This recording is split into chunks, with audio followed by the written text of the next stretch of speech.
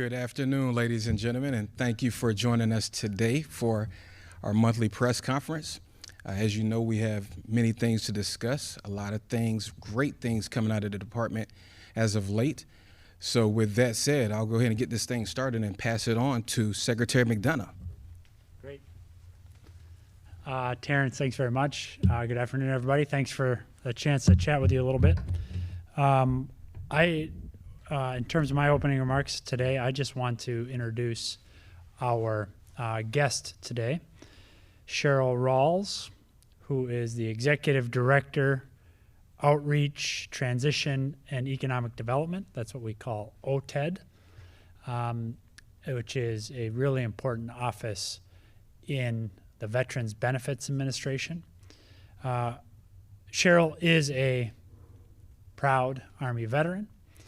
She has had an enormous and enormously impactful career at VA, where she has led on the full range of services that are provided at VBA.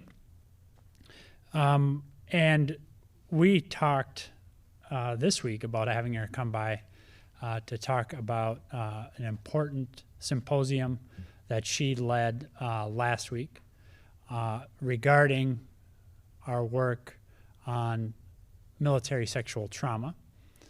And the symposium was one of a series of regular engagements with our experts, whom we have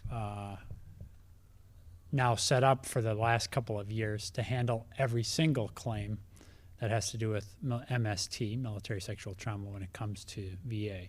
Knowing of the attention that this set of issues has gotten, mindful of the importance of our improving our performance on this important set of issues, we thought it was really important to take the opportunity to hear from Cheryl on how things are going. And anytime you get to meet with Cheryl, it's a highly positive experience. So, Cheryl, over to you. Well, hello, everyone. And thank you very much, Secretary McDonough, for having me here today. We've been spending a lot of time together, and I have appreciated having the opportunity to talk to you about some of the things we're doing. Today, I want to take some time to talk about the efforts that the Veterans Benefits Administration is taking to ensure that our survivors of military sexual trauma have access and receive the benefits that they deserve. As we all know, MST is a deeply complex issue that affects the lives of countless veterans, both men and women, across our nation. It inflicts emotional wounds that are often invisible but leave lasting scars. We must recognize the immense courage it takes for survivors to come forward and seek the help that they deserve. Let me emphasize this point. VA will provide free treatment for any physical or mental health condition related to experiences of MST. There is no documentation needed of anyone experiencing MST related to their event or a VA disability rating to get VA care. You do not need documentation or a claim pending or approved to get help. Now that I've said that, let me tell you how we are supporting those who suffer chronic mental health conditions and other disabilities due to military sexual trauma experienced during their military service. This topic is so sensitive and multifaceted that MST-related claims makes it critically important that VA provides high-quality support to veterans in a compassionate and trauma-informed manner that is worthy of their service and sacrifice. To ensure the best handling of our MST claims, VBA continues and has made significant changes to better serve this population. We've consolidated our claims processing to a dedicated, specially trained team to review all disability claims related to military sexual trauma. VBA also has MST outreach coordinators, one male, one female, at each of their 56 regional offices to assist those veterans. And finally, as mentioned by our secretary, we just completed our annual Military Sexual Trauma National Training Symposium last week. We had over 200 attendees of veteran service officers, various stakeholders. We also invited a military sexual trauma survivor who attended, and that we're continuing to be in communication with her. Our theme was resiliency through collaborating, expanding the knowledge, MST, and the PACT Act. So what did we do last week? We spoke to those processors and those outreach coordinators, our stakeholders, about trauma-informed interactions and talked about appropriate messaging. We had training on the Sergeant First Class Heath Robinson honoring our promise to address comprehensive toxics, also known as the PACT Act. We allowed time for engagement of those outreach coordinators with stakeholders to talk through ways to better serve this population. And lastly, because we are accountable, there were conversations around quality assurance and what we need to do to ensure that there is consistency throughout the process. Now, as a result of our efforts, the grant rate for MST-related PTSD claims has risen every year from 2013 to 2020. That is, in 2013, it was 50.5% grant rate, and in 2022, the grant rate is 74.6. 2022 is the last year, full year, that we have data on. We've seen a significant increase in the filing of MST claims, primarily due to our increased outreach, increased communications on the MST program, and the PACT Act legislation. In fiscal year 22, we completed 28,354 MST-related claims. And as of June 2023, getting close to the fourth quarter, we've already completed 30,575 MST-related claims. This is certainly exceeding what we were able to do last year. Our current inventory of MST claims is a little over 29,000. So how do we go forward, and what are we doing? One, we are continuing to reach out to our collaborators and stakeholders and ensure that we're partnering. Two, as our secretary mentioned, we're ensuring that we have an integrated approach to claims processing. As he mentioned, I'm in outreach, but we're also working with those who are in the policy and procedures, as well as those who are accountable for the operations.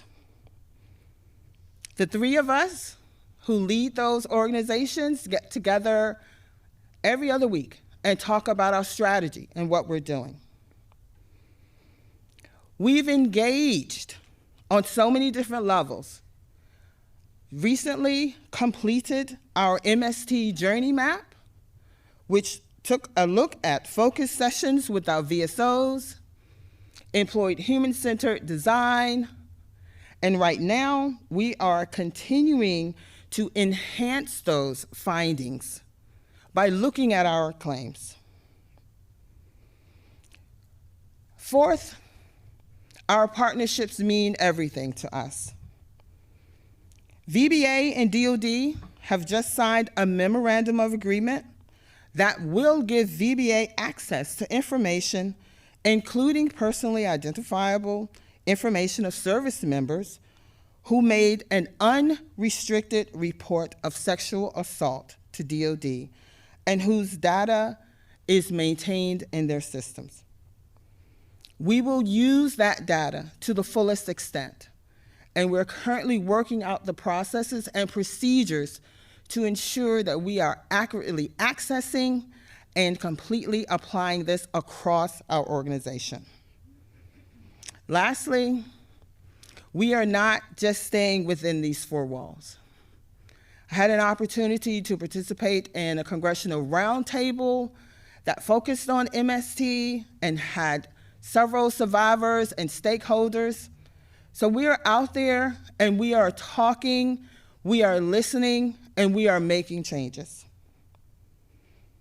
So thank you again, sir, for inviting me and allowing me to share this information. And I look forward to any questions. Thank you. Thank you, Cheryl. Thank you, Cheryl, for joining us today. And with that, we'll open the floor up to questions. Ellen, how are you? Oh, no. Thank you all so much for doing this. Ellen Milheiser with Synopsis. Y'all have frequently talked about zero tolerance within VA for sexual assault and harassment. Do you have any projects in progress with DoD to identify perpetrators of sexual assault and harassment in DoD to keep those people away from veterans with MST claims?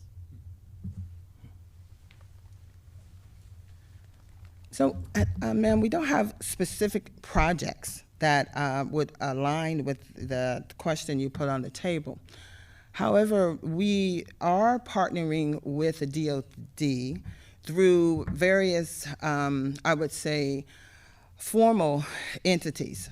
There is the Joint Executive Council, which I'm sure you're familiar with, that does have threads of sexual assault throughout the conversations for particular groups.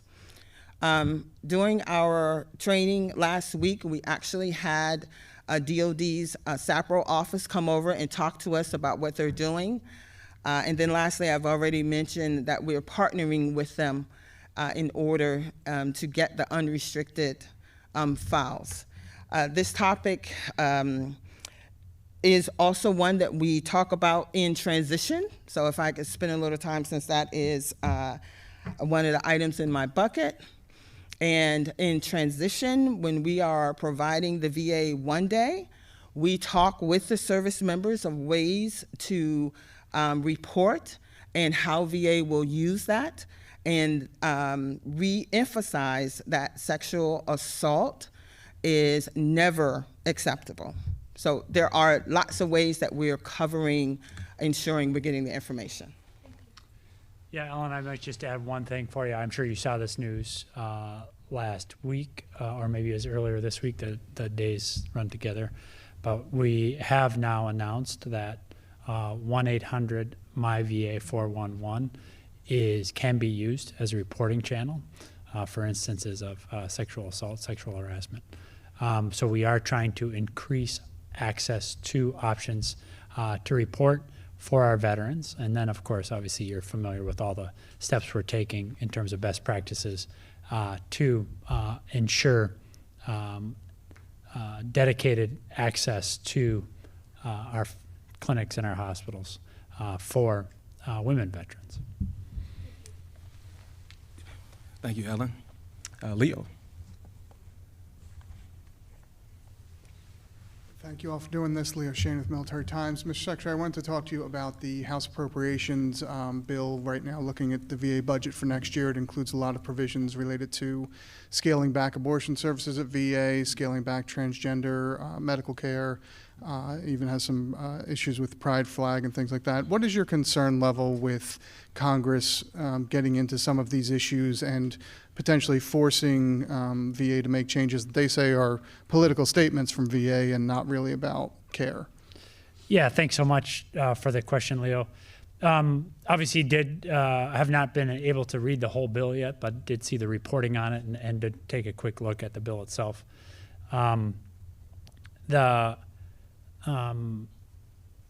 think what I'd say is this is the beginning of the process, and we'll look forward to continuing to have open, transparent conversations with members of Congress, appropriators, authorizers, Republicans, Democrats, House members, senators, on all of these issues. And, I've had, as you can imagine, a series of very involved conversations on each of those topics, going back not just over the course of the last couple of weeks, but over the course of the last several months. And so that is as it should be. I feel good about the decisions we've made. The decisions we've made are focused entirely on improving outcomes and access for our veterans. And that's what we intend to keep doing. But it's a little early in the process to come to any more stark conclusions than that. Hey, so you haven't had a chance to talk to any of the folks in the Appropriations Committee yet about those provisions? I have not spoken to specifically about those provisions, but surely have spoken to appropriators and authorizers about the underlying policy choices that we've made, that those provisions are obviously focused on. Okay. And so just as an example, I was just in Austin with Chairman Carter, Judge Carter, not long ago. So of course we discussed a whole range of issues. So, but as to the specific provisions, I haven't had discussions on those.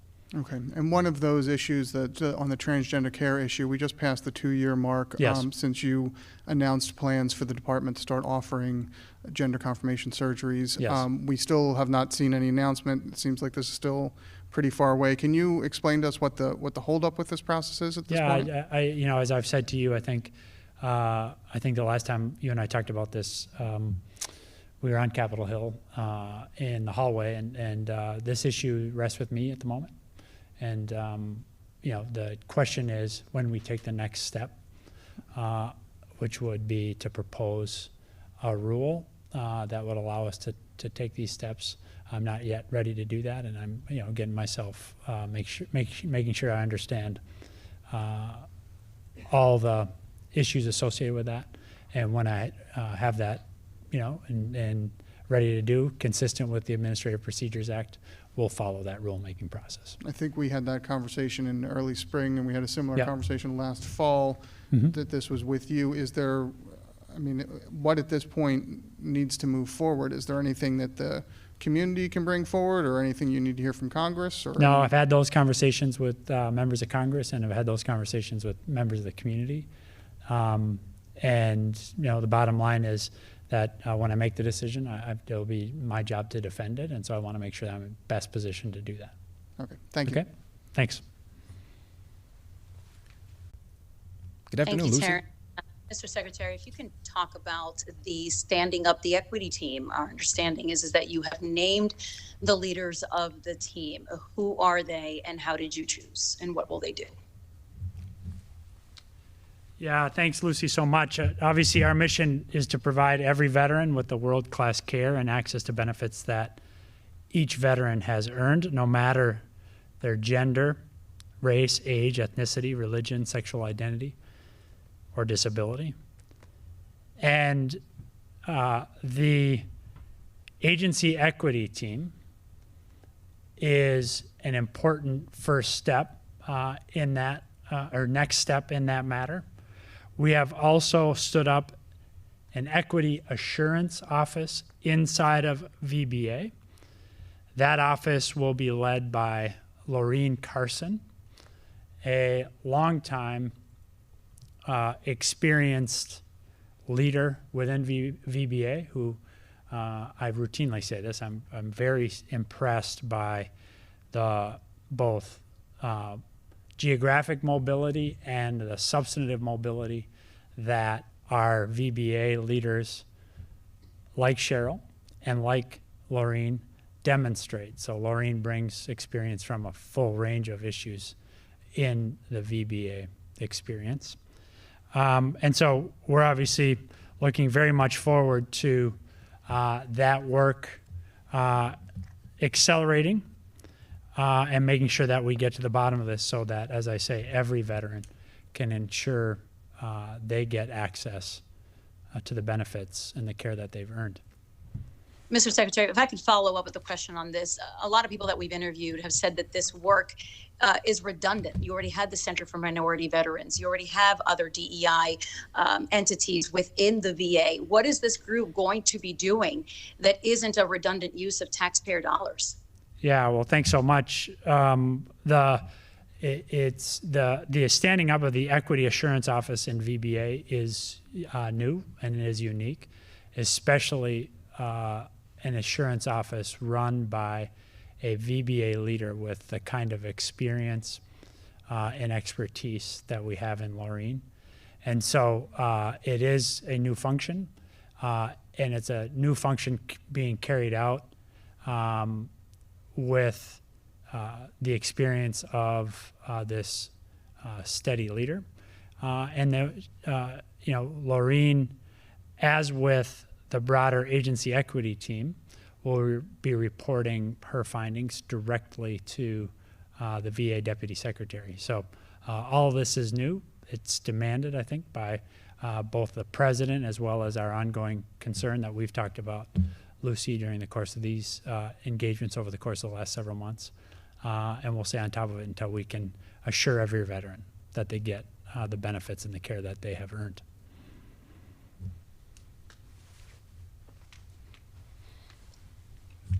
Thank you, Lucy. Patricia.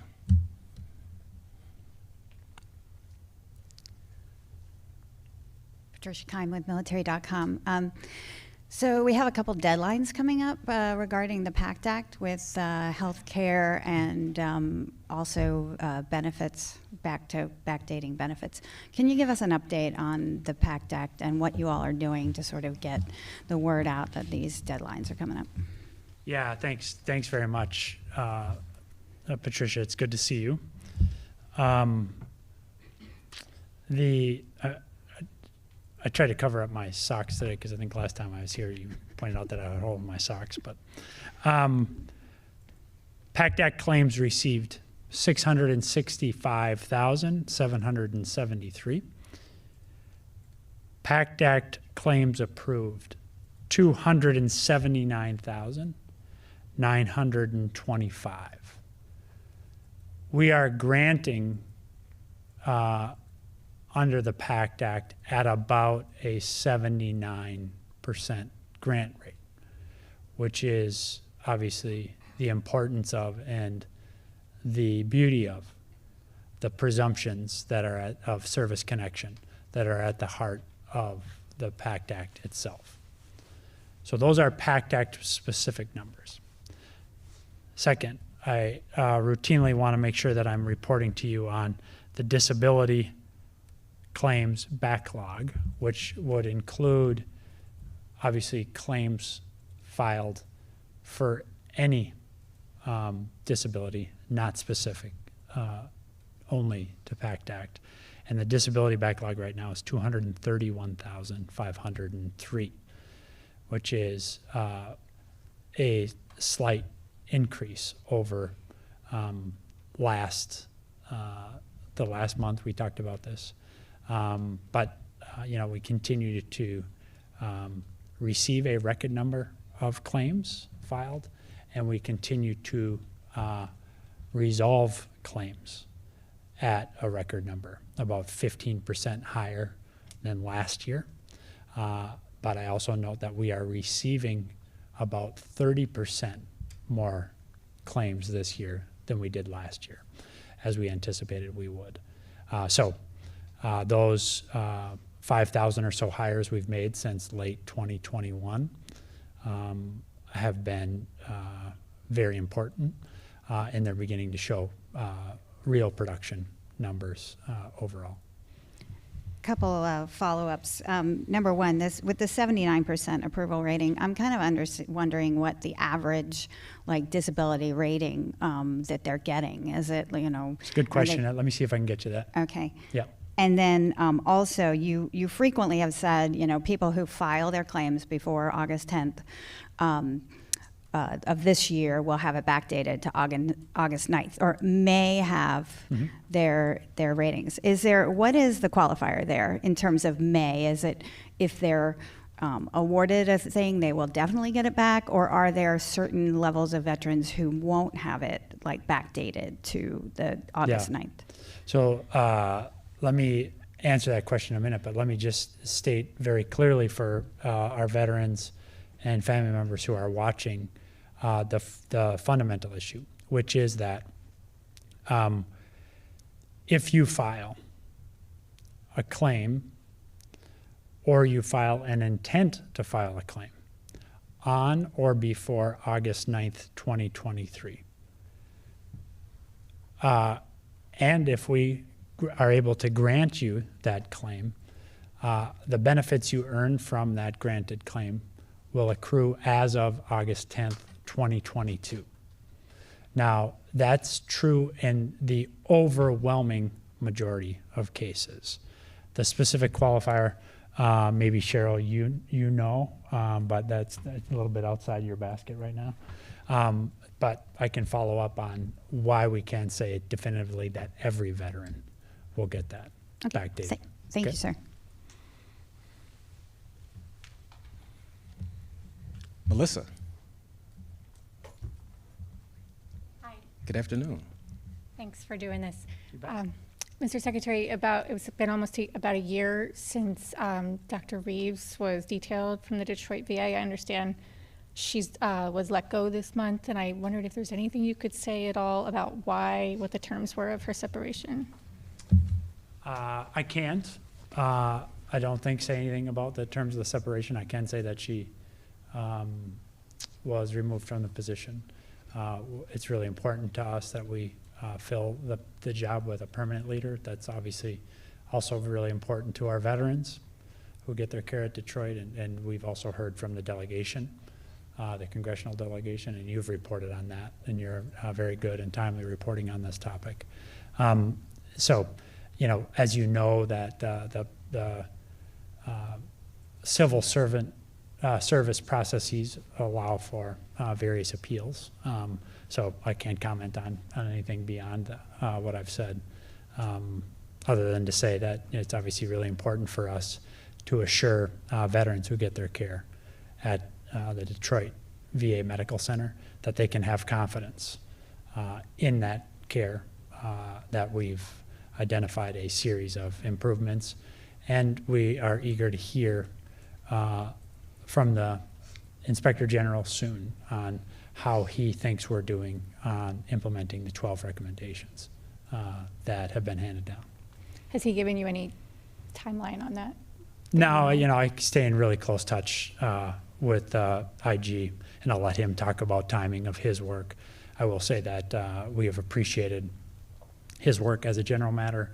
We appreciate his work, particularly on this case, but I'll let him talk about timing and any of his findings. Do you know if there is an update, or do you have a timeline on permanent leadership there? Like, does this kind of free you guys up to make a I don't, permanent but hire? other than to say it's an urgent priority. And so we'll obviously be careful to respect the rules that govern the civil service. We think that's really important to maintain a professional, independent, effective civil service, especially at a time when we're aggressively recruiting, aggressively retaining, continuing to have one of our best years hiring ever. So it's really important that we maintain those important attributes of the civil service. But even as we respect those attributes, we're moving with due haste to ensure that that important hospital has the leadership that the veterans there deserve. Just clarifying, so the appeals process could potentially delay the permanent hire? Is No, that I what you're didn't say saying? that. I'm just Okay. saying I can't say much more than Okay. what you just said. Okay, and one more. Besides the OIG review that is ongoing. Can you say whether there are are there now any more other outstanding investigations related to Detroit VA that you know of? Let us take that specific question, because I just want to be sure that I don't mislead you, and I can't.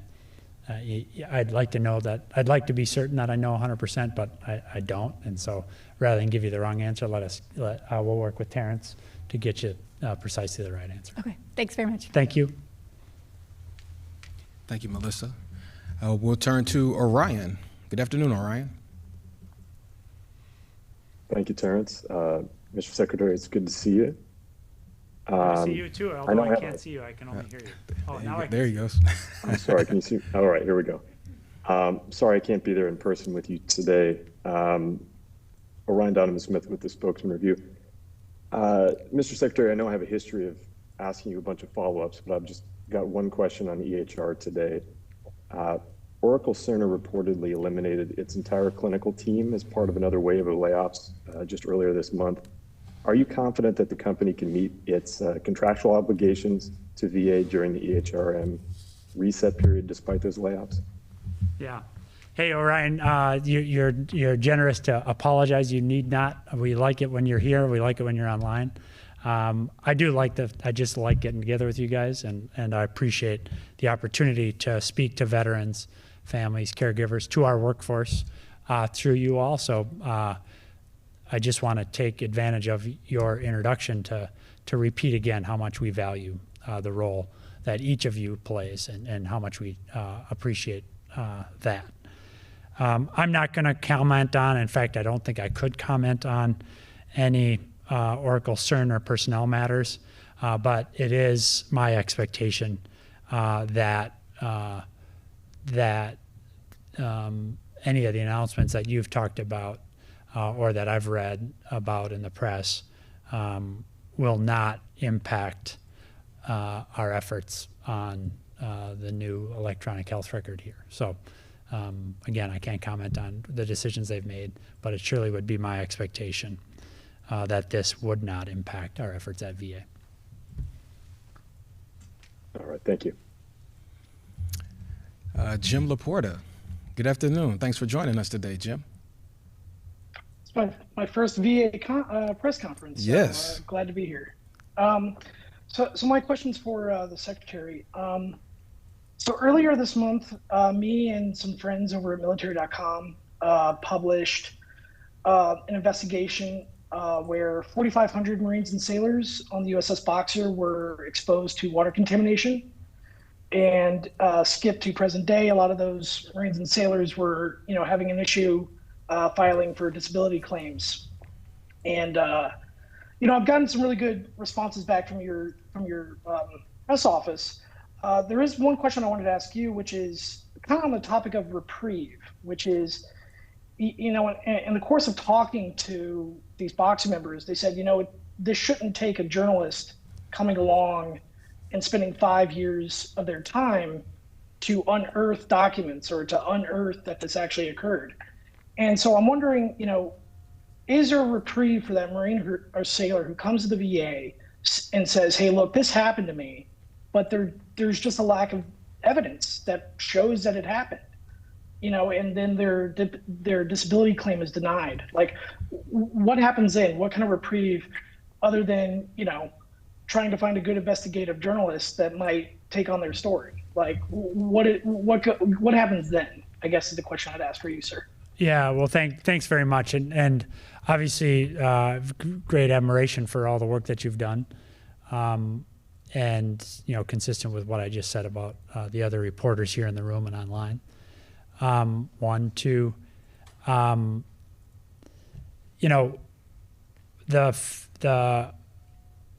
would like to think that it doesn't require a 5-year investigative, a group of investigative reporters to get to the bottom of what happened. We do have a wide range of ways for us to establish facts to build that connection between a condition a veteran is suffering and the fact that that condition resulted of service. We definitely don't get it right every time. Being able to rely on additive information to the record from independent investigations is useful. But we're constantly looking for additional tools, additional information. We just were talking earlier today about a new search function available in our VBMS system that's being deployed at the moment, which should increase the ease with which our veteran service representatives and raters are able to develop the fact basis for these rulings. And so our hope is that we just constantly get better, Jim. Second, when a veteran gets an initial ruling, the veteran does obviously have right to higher level review, and that veteran has right to appeal at the Board of Veterans Appeals. And so I hope that every veteran, if they feel that they've gotten the wrong ruling, will avail themselves of those appeal options. Third and last, as Cheryl was saying, specifically as it relates to MST survivors, it takes an act of courage and an act of trust to file a claim, particularly as it relates to MST survivors, but as it relates to every veteran.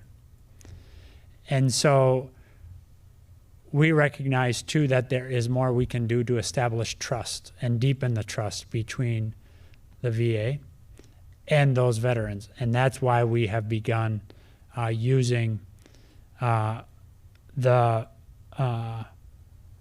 trust survey as it relates to the benefits process, much the way we use that survey and the resulting data as it relates to VHA services as well. We think that that process, where we hold ourselves to account for the specific experience of each veteran, will make us better.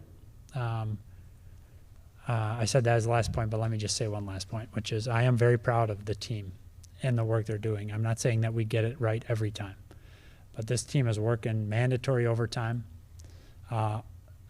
voluntary overtime. They're producing at levels not seen in the past ever in the history of VA, and resolving cases and claims more quickly than ever. Doing that, by the way, throughout the pandemic as well. So I'm very proud of their work, but also recognize, and as all of us do, that we can get better at it. Thanks for joining us, Jim. David, you there? I'm here, Terrence. Good afternoon. David Elfin, Cybervets. Can you hear me okay? We can hear you. Okay, great. Mr. Secretary, I've got two topics we haven't touched on yet. The first is, speaking of trust, the Just Culture initiative that Dr. Cox runs for you. I was wondering if I could get a comment from you about how that's working and what you think of it. I think Dr. Cox is a very important leader in the VA, who also happens to be emblematic of the commitment to quality outcomes that our workforce generally portrays and personifies. I will say that every meeting I go into, I start my prep with the very data-heavy analysis tools that Jerry Cox and his team have put together. It informs a very veteran-centric, data-heavy set of engagements with our professionals across the country. And there's never been once that I've pulled out that data in a meeting that every one of our clinicians around the table didn't know what the data was, meaning everybody is using that data to make sure that we're focused on outcomes for vets. That's a manifestation of Dr. Cox's good work and his team's good work. The Secretary McDonough, follow up on that though, sir. The Just Culture model, do you like how it works aside from Dr. Cox's leadership? Just do you like the idea that they're looking more for what went wrong than who made the mistake? Oh, yeah, sorry. I'm sorry I misunderstood the question. Yes, and you know that Just Culture model is at the heart of the HRO philosophy, the high reliability organization philosophy that really informs VHA's overall care model. I am impressed by it. I support it. I have committed to our leaders, like Dr. Cox, that I will do everything I can to continue to support it. And I will just say, you know, there's nothing more reassuring to me than when I get a chance to visit a hospital or a clinic and I see during a changeover a team huddled around their huddle board, leveling with one another in a warm handoff situation between shifts about the decisions that they made during the course of the ending shift, what the results of that were for their veterans and their care, and also acknowledging if there are things that they could do better. I think that's the kind of veteran-centric, highly reliable organization that I want VA to be. And Secretary, one other topic unrelated. You are just in the process of finalizing the contract with AFGE, which of course you know is the largest in the federal government. Took a long time to get it done. Do you think that the VA contract with AFGE and maybe some others recently like NTEU with HHS, are we seeing a trend? I'm asking you to maybe put your big picture hat on that you maybe wore in the Obama administration. Is it a good time for federal LR? Do you see good things happening between unions and management? Yeah, thanks. I mean, without commenting specifically about the contract, because I still have to formally sign it, and I want to make sure I've minded my P's and my Q's. I will say that, and I'm not familiar with the other contract that you mentioned, but I will say that the president has been very insistent that we recognize that our labor partners are just that, partners. And it's that sense that informs our philosophy here at VA. And when we do work in partnership, we improve outcomes for veterans. And that's, at the end of the day, the most important measurement that I see. And, you know, as I see that from our labor partners, I'm reminded again, as I've told them at every stop I've had when I meet with local labor leaders, that I believe a unionized workforce is a strong workforce. And the reason I believe that is I continue to see positive outcomes for our veterans. And as long as we continue to see that, I think that's fundamentally in the veterans' interest and in the country's interest. Thank you very much. Thank you, David. We'll circle back to Lucy. Thank you, Terrence. Mr. Secretary, if you could go back to the people that are serving. I know that you mentioned Lorene Carson, who's going to lead this new equity team and is going to be part of the VA answering to Undersecretary Josh Jacobs. But is there any outside entity, their OIG or any kind of academic that's going to be serving with this group that's going to be offering some sort of an independent look at the numbers that, frankly, we've already seen through FOIAs that have been answered through litigation? Anyone from the outside that's going to be providing data analysis on the grant rate disparity between Black veterans, white veterans, Hispanic veterans, et cetera? Yeah, thanks so much. So it dawns on me that I did not share with you the co-chairs of the agency equity team. The co-chairs will be Assistant Secretary Gina Grosso of our Human Resources Administration, and Undersecretary Josh Jacobs, who's the Undersecretary for Benefits at VBA. In terms of, so I think your question might really relate particularly to the work of Lorene Carson at the Benefits Assurance, the Equity Assurance Office at VBA. And if Laureen were to determine that it would take an extra look with outside validators, we'd obviously be open to that. I don't want to prejudge how she thinks we should structure this, one. Two, we did put a lot of data out on Friday. And as you said, there's been a lot of data shared through FOIA requests. We take really seriously our obligations under FOIA. We take really seriously our obligations to Congress in the balance of powers. And we will continue to make sure that that data is out there. One of the benefits of having that data out there, including that data that we provided on Friday, is that independent eyes do see it and help us make best sense of it. Lastly, I just want to underscore one more time to all of our veterans out there. This is why it's been so important to us here at VA that we apply the customer experience model to the veteran benefits experience. We've been doing the customer experience survey data, relying on that at VHA, going back to 2014.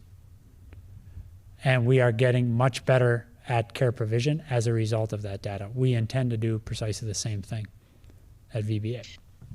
Mr. Secretary, if you can please answer this follow-up question on this. We did receive the data. We didn't receive the raw data on which you based your summaries on, but we did see that there is a 10% disparity between Black veterans and white veterans fiscal year 2017 to 2023. So now that you have that number, and others have argued that you've had these numbers, how fast is the turnaround time going to be to actually contacting those veterans that were maybe inappropriately denied over racial issues and say, hey, try again. We want to make this right, or maybe you were discharged less than honorably. What is that turnaround going to look like? Yeah, so let's take those two questions separately, because I think the other than honorable discharges presents an entirely different issue. And maybe since we're still in Pride Month, why don't I just take a minute to comment about the fact that going back to 2021, we did say that we would prioritize reaching out to veterans who have other than honorable discharges and make sure that they know that they can ask for and we can make an assessment of the character of that discharge. And I'm really proud that while by no means have we reached every veteran, including every veteran who received an other than honorable discharge related to Don't Ask, Don't Tell, I am happy to say that in 2022 and now throughout 2023, we are reviewing nearly 3 times more on average characters of discharge than had been the case in the previous 7 or 8 years. Before then, we had been reviewing about 3,000 to 5,000 cases a year. In 2022, we reviewed more than 11,000 cases. So that's on the character of discharge. So if you are a veteran who has an other than honorable discharge, for whatever reason, please come see us and we'll work with you to review the character of that discharge and see if we can get you service connection and see if we can get you care and benefits. On the data, Lucy, I think you're right that the data is in one way, as you just suggested. There's other ways to look at the data that suggest other findings, meaning, for example, that Black veterans are more likely to file claims than white veterans.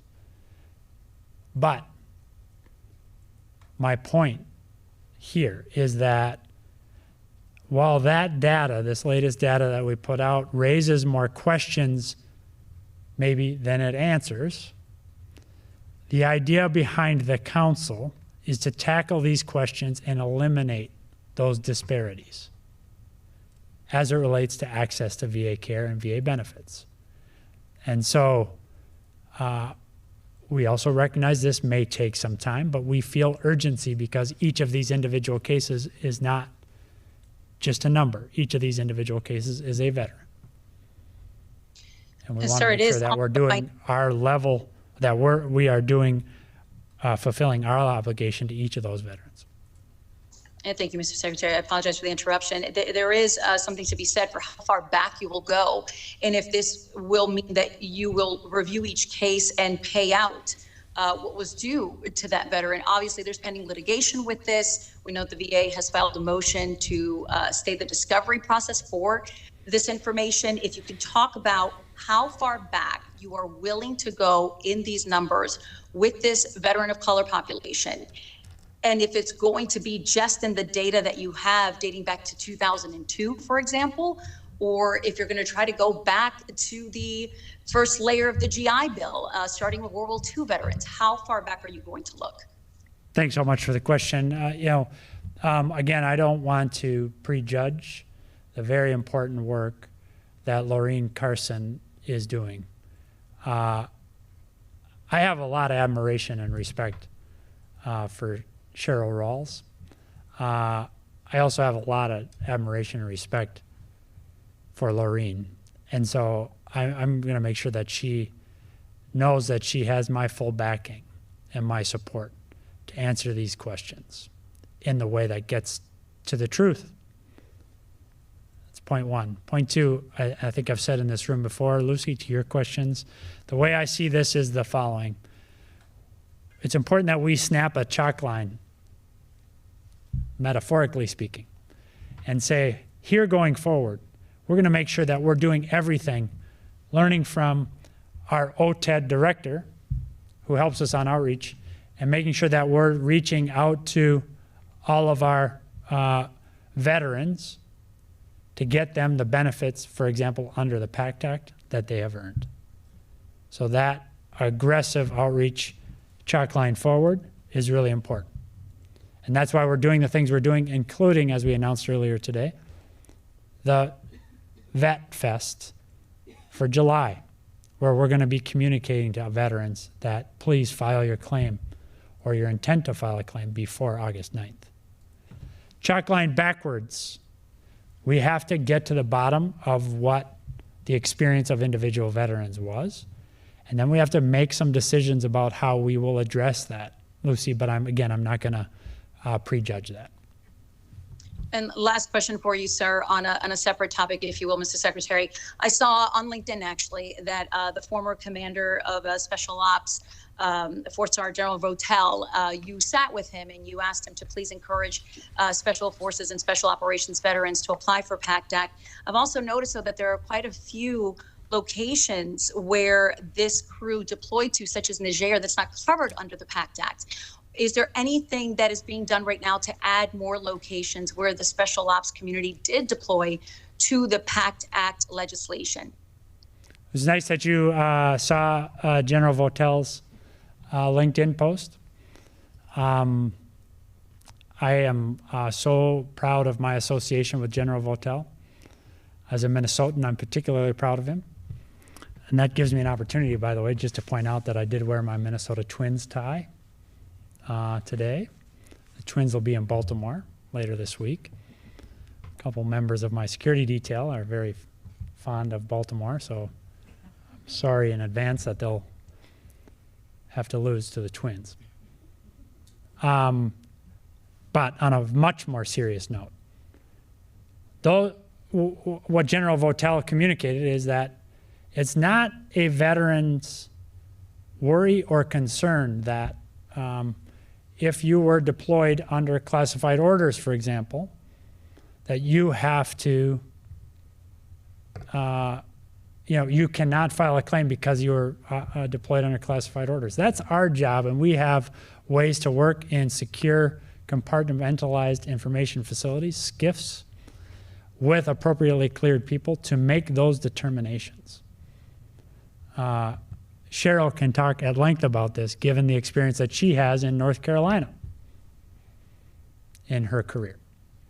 So what General Votel, I'm so thankful that he communicated what he did is to our veterans that said, no matter where you, no matter the nature of your deployment, if you are in these areas covered by the PACT Act, please file. And it's on us at VA to work out how we get the truth, the full picture about that deployment, so that we can get you the benefits and the care that you have earned. Veterans deployed in other areas geographically, please still file a claim, be that Niger or somewhere else.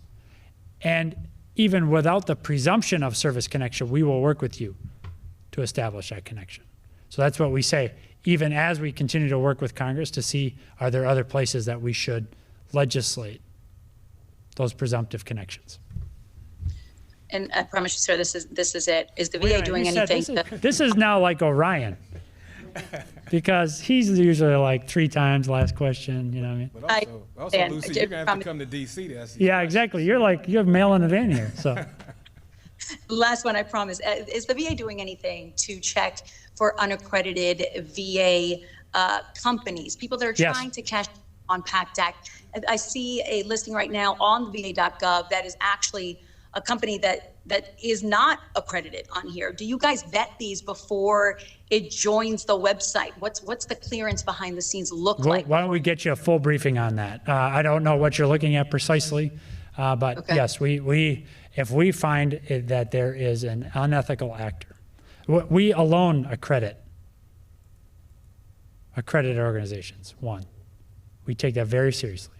2, if we see an actor, accredited or otherwise, behaving unethically, we will provide them from our general counsel's office a cease and desist letter.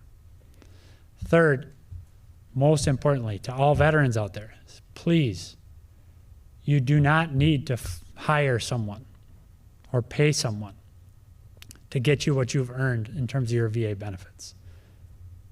Talk to your county VSO. Talk to your state VSO. Talk to Wounded Warrior Project, American Legion, Disabled American Veterans, VFW, Paralyzed Vets of America. And talk to us directly at VA, va.gov/PACT, or at 1-800-MyVA411, and we'll get you your claims filed. You don't need to pay anybody to do that. Thank you, everybody. I think that concludes today's press conference. Thank you, Cheryl, for joining us. Truly appreciate it. Thank you, Mr. Secretary. Thank you, We'll see everybody next month. Cheryl, thank you. Appreciate it. Thanks, sir. Pleasure to be here.